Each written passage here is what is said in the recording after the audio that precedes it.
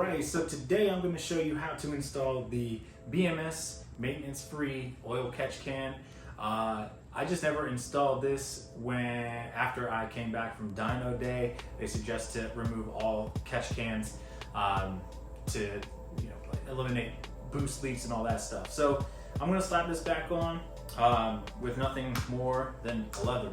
Okay, so all you really need is one tool. Okay, two tools. You need a set of pliers, and then you need a flat head to tighten the clamps up.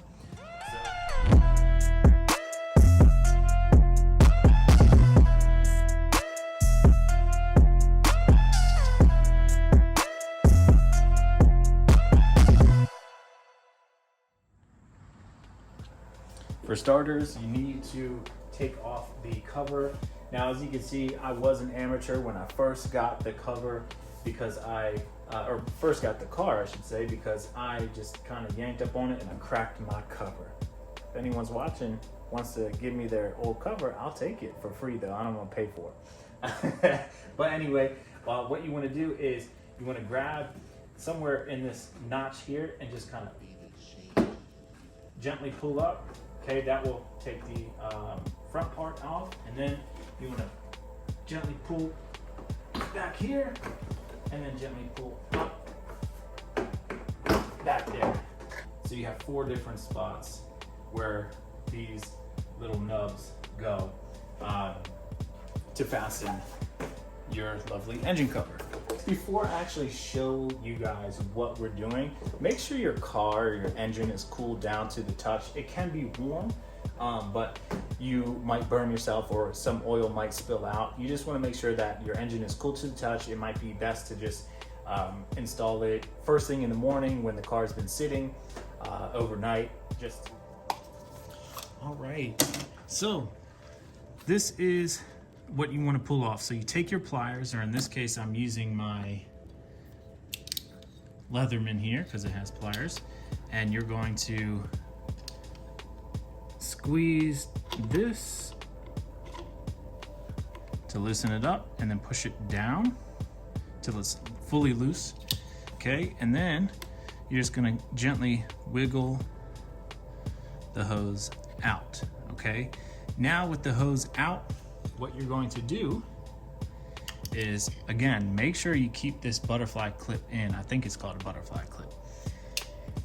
You're going to place this end, so the end that says BMS on it, I guess both sides say BMS, but this end here, okay, a good rule of thumb is the side with these 2 holes here will face away from the cabin. So the end without any holes will go into this hose. Okay, make sure it's all the way butted up to the end, and then you want to move the butterfly clip up using your pliers again, and make sure it's all fastened in there.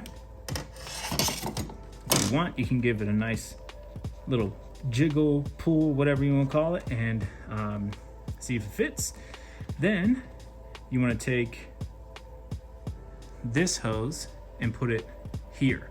So my suggestion though is to make sure that your clips are facing out so you can easily have access to that. I'm not going to worry about this one because I know it's already tightened. Okay, so you can take your flat head. In this case, I'm using my Leatherman, so I'm going to use this little flat head thing here. So make sure it's loose. And then what you're going to do is put that hose all the way on.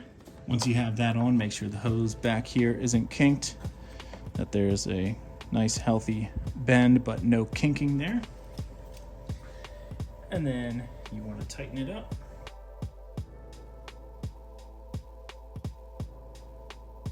Once you have that tightened, let's check the other one. All right, and that's it. So taking a look at the full install, You got that nice and tight. The butterfly clip up to the butt. And then check the hose back here. Nothing is kinked. Now it looks kinked, but it is not. Everything is good back there. If you're not comfortable with how the back hose looks, what I suggest you to do is trim this part up a little bit to make it shorter, but it does look good. And what I suggest is to turn on the car to check for any leaks. So that's it for the install of the oil catch can. I just wanted to say that the reason why I like this, it's maintenance free. I don't have to deal with dumping old oil out and that it collects in a standard oil catch can. Now, some would say this is a oil air separator. BMS calls it a oil catch can. There's nothing that it catches per se, but I would definitely check it out every oil change, because there might be some kind of oil inside that you might need to dump out. But to be honest with you, in the year that I had it, I didn't even check it one bit. And when I took it off for dyno day, there really wasn't anything in there. There was some residual oil in there, but it really wasn't anything crazy. But I like that it helps with the longevity of the vehicle. With these GDI engines, there's a lot of carbon buildup. And if you're not going the water meth injection route, then a catch can or a maintenance-free catch can would be the best way to go to keep your engine running smoothly. So having that said, I appreciate you guys watching. Take a look at the description below where you can see links to different products that I've already posted in different videos, as well as this oil catch can. If you want to go ahead and buy any of the products that I put on here, by all means, I'm sharing the wealth with you guys. Thanks for watching.